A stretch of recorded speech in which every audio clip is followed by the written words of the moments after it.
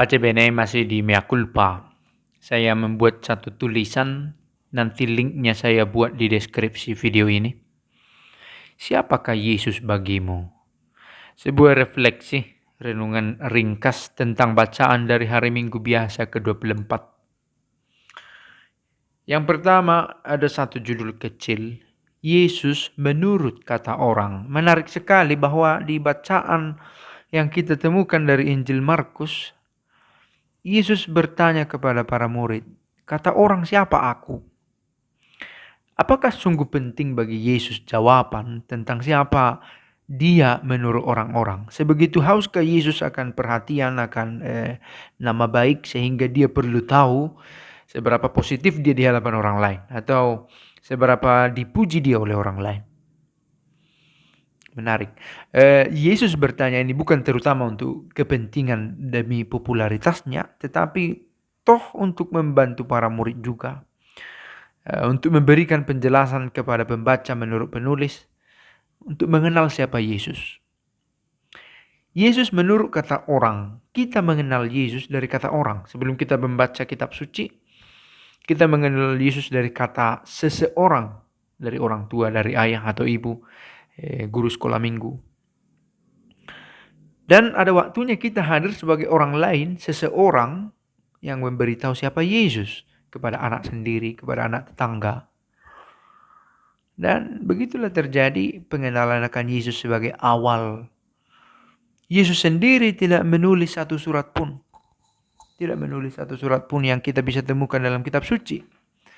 Maka yang kita tahu dari tentang dia berasal dari kata orang. Oke.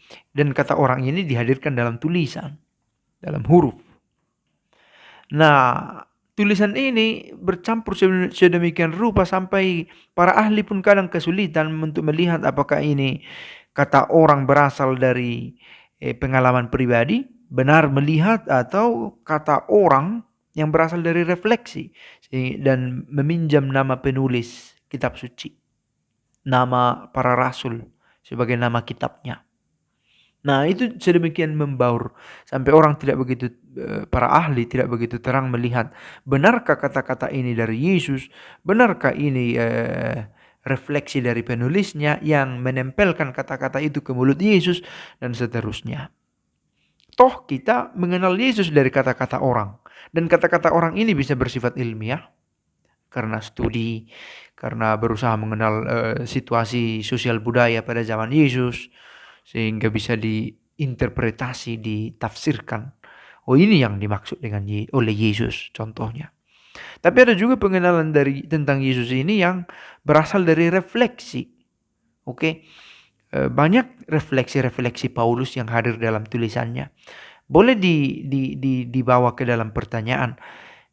Berapa kali atau adakah Paulus bertemu dengan Yesus? Apakah perjalanan di Damsyik, pertobatan Paulus, benar sebuah perjumpaan historik dengan Yesus atau dengan Allah? Nah, itu hal menarik. Yang pasti kita mengenal Yesus dari kata orang. Nah, kemudian kita masuk dari pertanyaan lanjut. Masuk ke pertanyaan lanjutan. Siapakah Yesus bagimu? Kata orang itu tidak berasal dari diri kita, namanya juga kata orang. Namun kata-kata orang mengenai Yesus mengajak kita untuk memiliki pengalaman pribadi juga. Setelah ada stimulus rangsangan, orang berkata tentang Yesus begini, oh Yesus itu baik sekali. Dia bersama denganku ketika saya sedang sedih, contohnya. Lalu kita mendengar sharing semacam itu, dan kita mencoba mengenal pengalaman kita sendiri. Oh, saya juga merasa ditemani oleh Yesus dalam penderitaanku. Nah, akhirnya kita menemukan jawaban. Kata orang tentang Yesus mengajak kita untuk memiliki pengalaman pribadi juga dengan Allah. Akhirnya kita dibawa pada pengalaman sendiri. Dan pengalaman itu diurai dalam pikiran kita, direnungkan, hingga akhirnya sanggup berkata, inilah Yesus bagiku. Nah, orang yang punya banyak waktu untuk memikirkan ini akan bisa menjawab, siapakah Yesus bagimu, bagiku?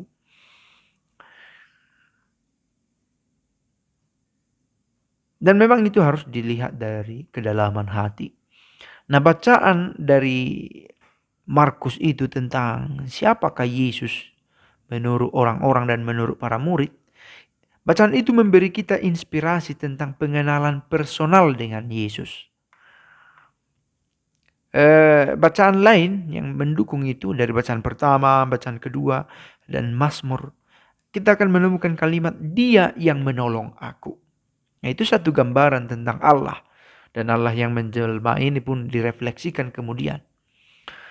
Ia mendengar suaraku dan permohonanku. Itulah Allah itu sendiri. Ia pengasih memelihara orang yang sederhana. Ia meluputkan aku dari maut. Dari maut. Sebab ia menuntun langkahku.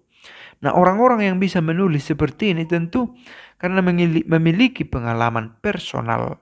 Bukan lagi berangkat dari kata orang, tetapi dia sendiri sudah mengalami, merasakan. Nah, itu kata orang yang kita baca dalam kitab suci. Lalu, apa katamu tentang aku, kata Yesus?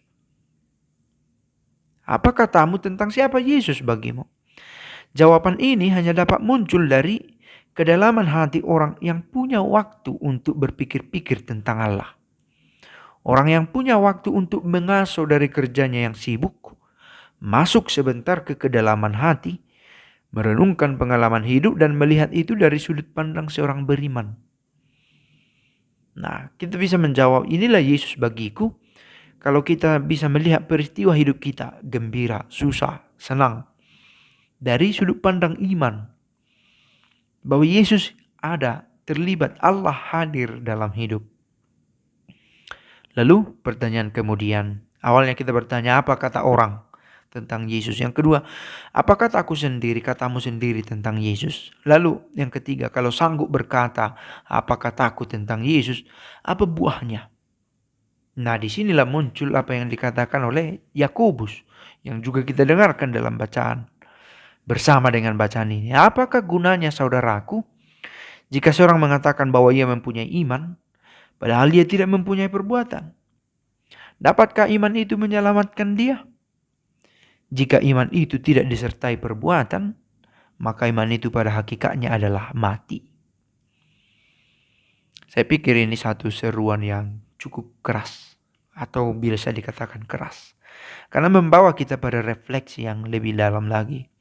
Sungguhkah aku mengenal dia? Sungguhkah?